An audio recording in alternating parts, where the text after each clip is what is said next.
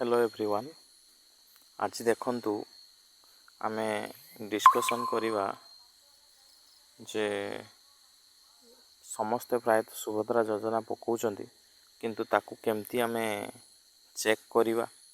प्रथम जेमती बाहरी थिला जे बाहरिला परे सिस्टम तो अनेक थर अपडेट नेला तेणु करी माने किछि हिताधिकारी पकईचंती सेमानकर बायोमेट्रिक देई नांती माने टिपो फिंगरप्रिंट देई नांती तेणु सेमानकर फॉर्म टी सबमिट हेइची कि नाही जानिया पई कोन करिवे ना ऑनलाइन दुकान रे आपनकर आधार नंबर जनसेवा केंद्र रे आधार नंबर देई देखंतु मु स्क्रीन रे जो देखैची एई भली स्क्रीन आसीबो।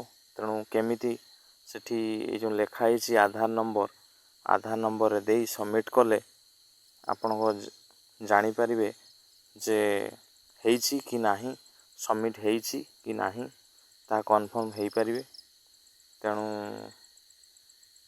जो माने डाउट अछंती से माने जाई निकटस्थ जनसेवा केंद्र रे देखंतु मु किछि उटे करिली सबमिट करिछि सबमिट गोटे हिताधिकारी रो आधार नंबर मारली जहा फल रे से देखेला फॉर्म ऑलरेडी सबमिटेड एमिति तुम मानकर देखेबो आ जहार न देखौची रीएप्लाय आउ थरे एप्लाय करि नियंतु आ बहुत जल्दी प्रथम पर्यायर द्वितीय किस्ती मिलिया को जाउची अक्टोबर 9 रे।